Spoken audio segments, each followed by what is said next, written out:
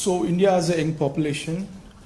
So what are your plans to modernize the education system and bridge the gap between the education system and employability? That is the first question. Let's keep it short, please. Thank you. Nimish. Should I just answer this one, or you want to get to, okay? I'll try. I think many people say that India has a skills problem. I don't think India has a skills problem. I think India has a skill respect problem. So India doesn't respect people who have skills. But I don't think there's any limit on the skills that are already available in India. Okay? Second, our education system doesn't connect with the business system. So you have a business system that is operating on its own, and you have a sort of ivory tower education system. And the education system in no way connects deeply with the skill structure of India. So I think bridging that gap, linking those two systems of skill and the education system, vocational training, I think is fundamental. I think currently huge problem in the education system is the ideological capture. So, you know, feeding ideology through the education system. Most of our vice chancellors today are placed by the RSS. It's an organization that has a very particular perspective on life, on history, on the future. That's really damaging. Having one organization that is placing all its people in our education system, I think that's damaging. So ensuring that people who run our education system are independent, are not, you know, ideological, or are not committed to sort of a particular way of thinking, I think is important. Thank you. Dr. Gupta. Rahulji, I have a question. What's your vision of creating growth in the industry, manufacturing? No, I don't see. Again, what I think is not as important as what the large mass of Indian people think, right? One problem that you simply cannot solve if you continue on the direction we're on is giving our blue-collar workers jobs. You simply, if you carry on this road, you simply cannot do that, right? The only way you're going to give our large mass of people jobs is if you start producing things, if you start manufacturing. And the foundation of manufacturing, you don't just start manufacturing cell phones, right? It is a sequence, right? So you have to go up the value chain if you want to manufacture. A lot of people say, oh no, you can manufacture cell phones directly. Well, cell phones are not being manufactured in India. Cell phones are being assembled in India. It's a different thing. Meaning components are coming from China and those components are being assembled in India, right? The reason China can develop those components is because they have a huge infrastructure that has manufactured many different things, many different types of things before. So you cannot get away from that basic stuff. And I think you have to have a vision for production. For example, our GST is designed against production. It rewards consumption, it punishes production. States that produce are harmed, right? Large monopolies, huge monopolies harm production, right? They influence the policy regime so that players cannot produce.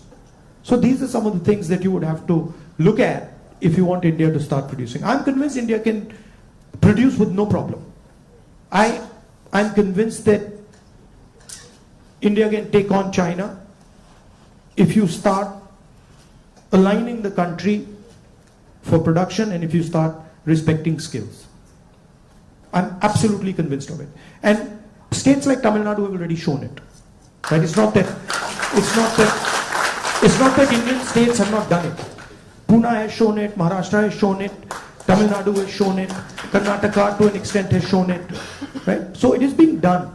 But it's not being done at the scale and with the coordination that it needs to be done. I'll give you an example. You take any district in India, you will find that there is a historical network that produces there.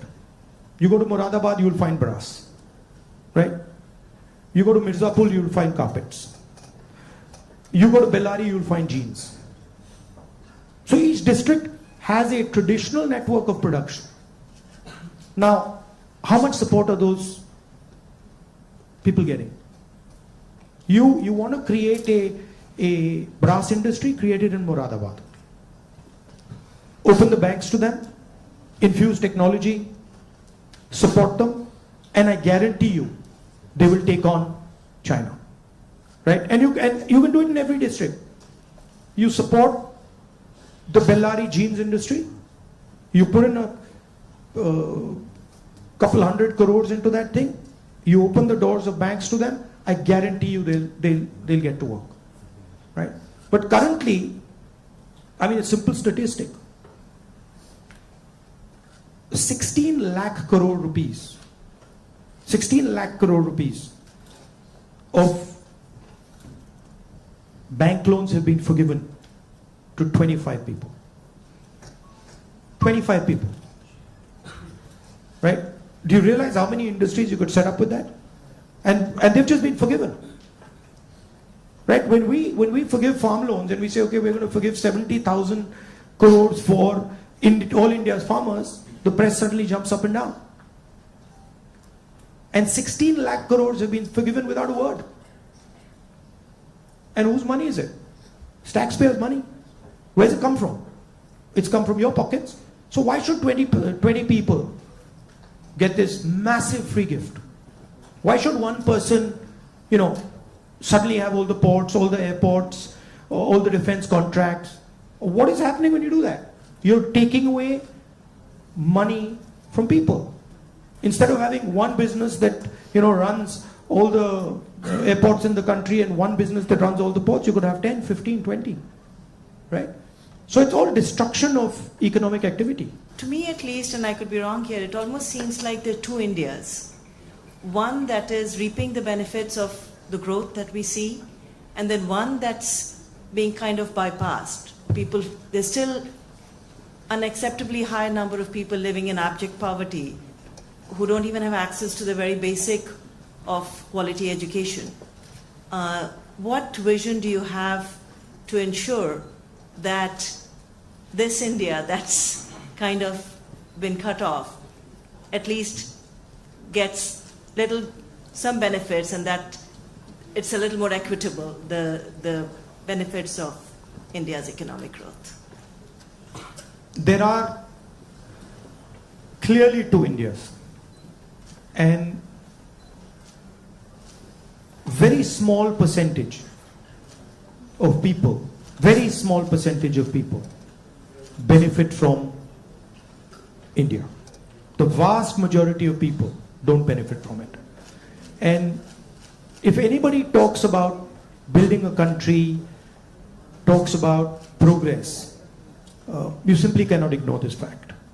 Right? If you look at our institutions, our businesses, our legal system, anywhere, you will find that it's captured by a very, very small percentage of people. Now, one of the things that I keep saying is that in the 21st century, you need data. And you need to understand the extent of this capture. I think when people actually understand the extent of this capture, they will be shocked. Right?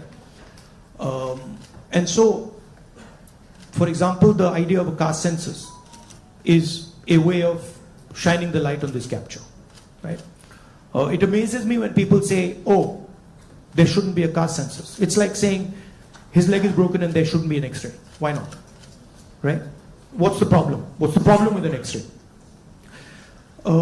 Second thing is the issue of skill, right? You've heard of the Eklavya story? You've heard of the Eklavya story? Yes. If you want to pin down what is happening in India, it is millions and millions of Eklavya stories every single day. The people with skill, their thumbs are being cut off. They're not being allowed to operate. They're not being allowed to thrive. And it's happening across the board. So, respect for skills, supporting skills financially through technology, that's how you'll unleash India's power. You're not going to unleash India's power by empowering 1%, 2% of India. And, it's not interesting for me. So, I'm very passionate about this. I'll give you an example. Sometime back, when we were in government, we were talking about skill development. And the gentleman who was running, he was appointed by Manmohan Singh ji for skill development. He came to see me. And we were having a conversation. And he was explaining to me how he was going to build ITIs. And he was going to put trainers inside ITIs. For plumbing, for hair cutting, for carpentry, for stuff like that. And I was listening to him. And I asked him a question. And what I said was, look, you're building these ITIs. And I gave him an example. I said, let's say you want to train 1 million barbers. Now in your model, what you're going to do is, you're going to have these ITIs, 1,000 of them across the country, and you'll train these barbers. But that's not where the barber's skills lie. That ITI is not where the barber's skills are. The barber's skills are with the barbers. So I said to him, why don't you do this? Why don't you set up certification centers? And then go to every single barber in India and say, listen, this is what we'd like you to train. For every guy you send to our certification center, we'll give you X amount of rupees. So let's say you have, 1 million barbers in India. And you go to 1 million barbers and you say, listen, you guys have the skills. We want to train barbers. And now start training barbers. And for every guy you train, send him to the certification center. And the moment we find that he's certified and he has been sent by you, we pay you. How long will it take you to 1 million barbers? 2 months? 3 months? Right? He just looked at me as if I was crazy. Right? Because for him, the skill isn't there. The skill isn't the ITI. But actually the skill is with the barbers, with the plumbers, with the carpenters. Those guys have the skill. That's the skill network. So why are you not using it to train? Just recently I was driving past Sultanpur and I walked up to this shoemaker. It was amazing because the guy says to me, I said, what's your biggest problem? He says, I've been working here for 40 years and nobody has ever respected me. So he says to me, the only man who has ever respected me is my father. Right? So I was thinking about this. And then he says to me, there was this scheme. And they said that, they've got this scheme for shoemakers. It was in Lucknow somewhere. So he says, so I, went to Lucknow. And I said, so what did they do? They said they're going to teach me how to make shoes. He says, but I've been making shoes for 40 years. And I could teach those people how to make shoes. Right? So it's a fundamental disconnect with where the skills are. There's no shortage of skills in India. There's shortage of respect of skills in India. So you want to find The best carpenters in the world, they're sitting in India. But nobody respects their skill. Nobody actually tells them, we believe in you and we want you to build something. Right? So you can't build industry without respecting skill.